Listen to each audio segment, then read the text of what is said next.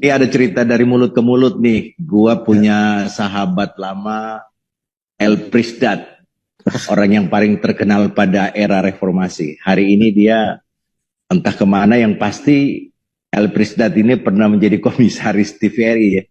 Bos TVRI kan bos? Ya. Sudah 5 tahun yang silam ya. Lebih 5 tahun yang silam. Bos, hampir 10 tahun yang silam. Kita ini yuk kita ngomong-ngomong soal itu. 3 kandidat kemarin yang berdebat yang cukup mengundang perhatian publik, bahkan ada yang nangis-nangis, ada yang ini dan segalanya. Tapi kita bahas dari ini. Ini kita mau diskusi soal Anies nih, soal Anies. Bos, gimana bos menurut Dato El Prisdat mengenai Anies ini bos? Ini fenomena Anies nih yang kita mau bicarakan ya. Jadi kalau melihat Anies itu namanya disruption. Disruption itu apa? Disruption politik. Iya, kalau Renal Kasari menyebutnya cracking zone. Dia bikin patahannya sendiri. Jadi patahan itu artinya apa? Sebuah mekanisme pasar yang diganggu akan menemukan celahnya untuk dipatahkan. Jadi Anies itu disruption itu begini. Tahu kenapa online muncul? Karena transportasi konvensional mahal. Nah gitu kan? Jadi saya mau mengatakan begini. Kenapa Anies tiba-tiba punya forum Desak Anies? Karena mengumpulkan massa di gedung-gedung mahal. Ya, gitu kan? Ya. Kenapa tiba-tiba Anies bisa mendekat ke rakyat tanpa keluar duit? Karena selama ini yang jadi calon presiden kaya dan orang menerima duit. Belum tentu semua orang menerima senang. Jadi Anies itu mendisrupt semua mekanisme politik yang sudah dipertahankan oleh elit untuk kepentingannya. Anies membatalkan itu. Jadi dia mematahkan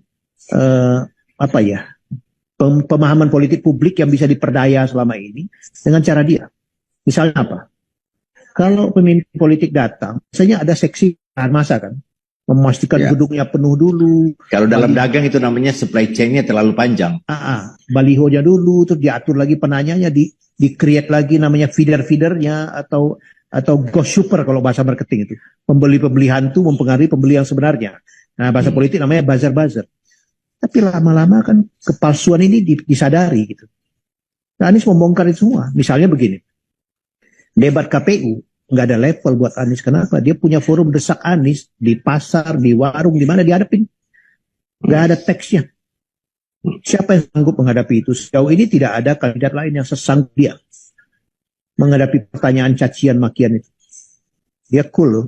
Dan gilanya jawaban dia brilian. Suka nggak suka gitu. Iya, jadi ada fenomena Anies nih. Jadi misalnya begini. Sebelum ini disinggung-singgung ya, saya lupa datanya, tapi beberapa saat yang lalu, mungkin sebulan sebelum inilah ya, bahwa belanja digital paling besar itu 02. Iya kan?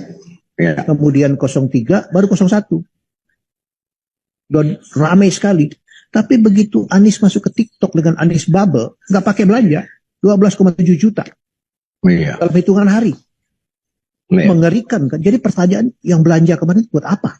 Dalam hitungan, dia kan cuma 3 kali ya live TikTok. Iya, 1, 2, 3. Hanya tanggal 28 Desember, 29, tanggal 1 gitu. Iya. Pick up-nya udah 12,7 juta. Iya. Itu menggetarkan semua orang yang mengklaim jago di dunia digital selama ini.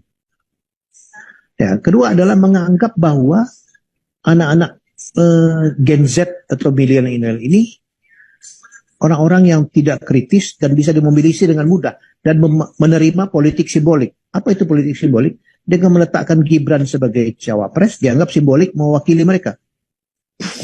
Atau tidak, gitu loh. Ternyata tidak, gitu kan. Nggak semua kan.